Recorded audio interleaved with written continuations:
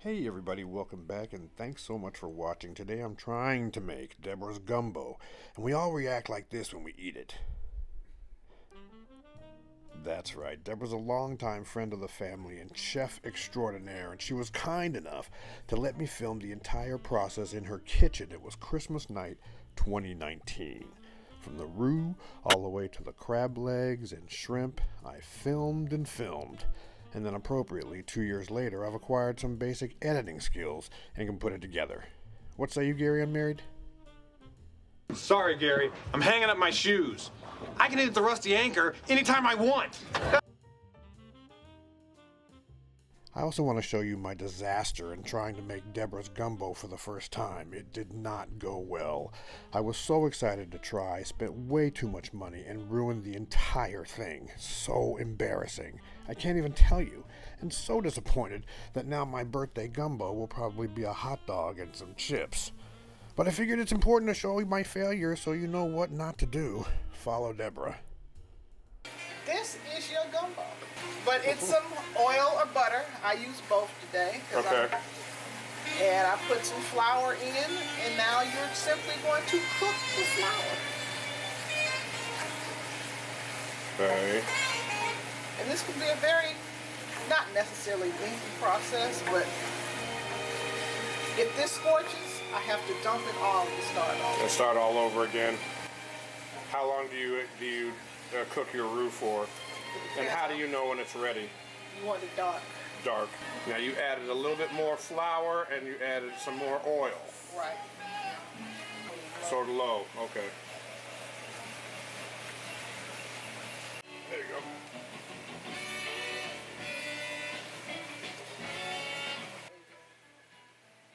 Hello? Huh? So while the roux was going, her daughter Jessica did the prep with the shrimp and the chicken, the crab legs, bottle of Mylanta nearby. Jessica cutting the crab legs, slicing the sausage, chopping the veggies, the onion. Notice how she uses the food processor. Great tip. Totally stole that. The bell pepper.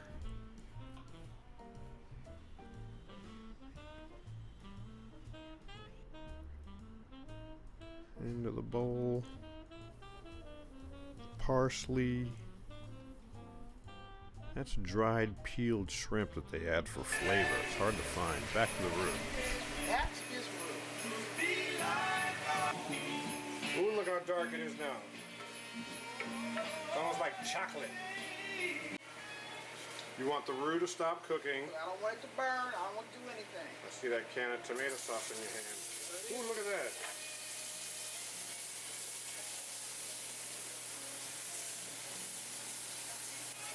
Interesting.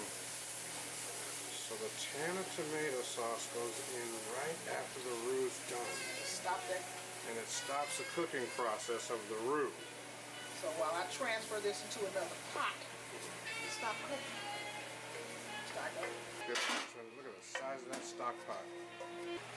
Something to put some water. Adding water now to chicken stock later to thin the roux and prepare to cook the chicken. Getting it nice and hot. In go the party wings.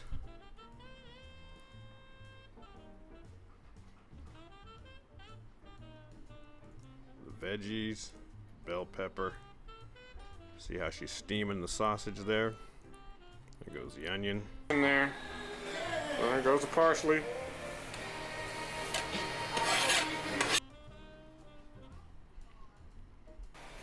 So that's 2.5 more water. Those. She says she cooks the chicken until it falls off the bone.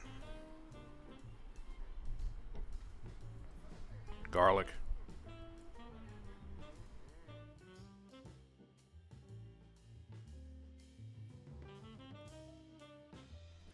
Alright, so that's after about an hour, and she threw in the sausage at some point there. Fully done? And usually I cook the chicken to be more soft than what I did, but I'll decide after this heat. Yeah.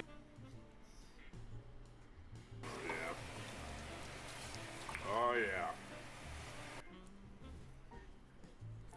And Jessica adding in the crab and the shrimp, giving it a stir, and that was the gumbo. Seemed pretty simple. I should have been able to follow directions, but no. Just wait and see what I Stir do. it all the way up. So good. And it's actually the number 4. Number 4 what? Christmas time for everyone but me. You put the number 4. Now onto my train wreck. You can see the ingredients there. I did a pretty good job, I thought.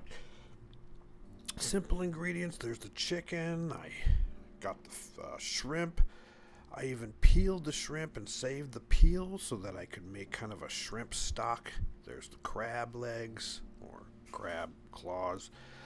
Alright, there's the mama's chicken. Now, mama's chicken was not the same kind that Deborah used, so I had a little bit of a problem with that. There's my veggies, and that's my baked flour. So I saw in Test Kitchen, if you put it in a 425 degree oven, a cup of flour for 25 minutes, you can kind of skip the roux process, even though I didn't. There's my cup of flour.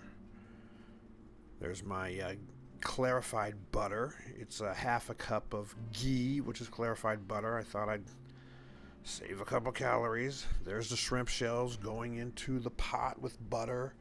Stir it around. Pour the chicken stock on top of that. Let it simmer for a while. Did that first.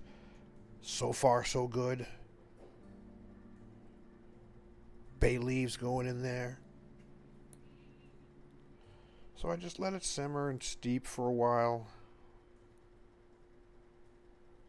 Now the sausage was soft, so I had to form it into patties, freeze them, and then cook them. So I cooked them first in my all-clad pan, and I think maybe cooking on the stovetop, this stovetop was not the way to go. So I did my chicken sausages first, which were absolutely delicious, and all the burn at the bottom would have come up, once you deglazed the pan. So now I start in with the roux. Clarified butter.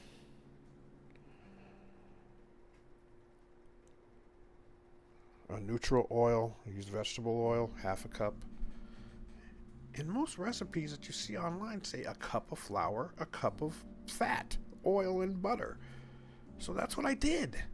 I did the cup and cup. But if I had gone back and watched Deborah's, I'd have seen where she used more flour and more oil and more butter to make it thick. Mine never got thick, as you'll see. It just got dark. And I kept adding in that flour that I baked, but it didn't make it any thicker. See, now it looks like the color of peanut butter, but no thicker, just an oily kind of a thing. Getting darker, like the chocolate that you saw on Deborah's, but no thicker. And so I panicked. I got paranoid. I didn't know what to do. So I just kept on going. I put in my veggies to deglaze the bottom of the pan. It got really black after that because of all the sausage bits at the bottom of the pan. Excuse me.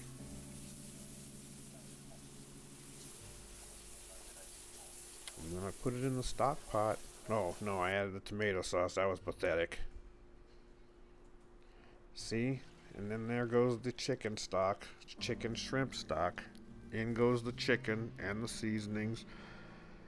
Cooked it until the chicken fell off the bone, but I could tell, look at it, you can just tell it just wasn't working. It just wasn't happening. There go the sausages. I just went through with the whole entire process. I ruined the entire thing. The parsley, the dried shrimp. It was a disaster. I kept looking at it. It's like there was nothing I could do. Like I was powerless to stop it. There's the dried shrimp that I found. Oh, it was awful. And when the time came, put in the shrimp.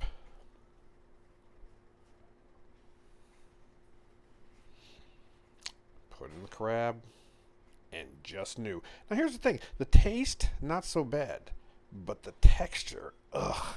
It's like drinking an oil slick. It's like eating lunch at the Exxon. There's mine. It's just an example of what not to do. Of course, I tried to food style it. What a joke. Well, what exactly am I looking for? What to do and what not to do. Deborah's Gumbo. My pathetic disaster. Thanks so much for watching, everybody.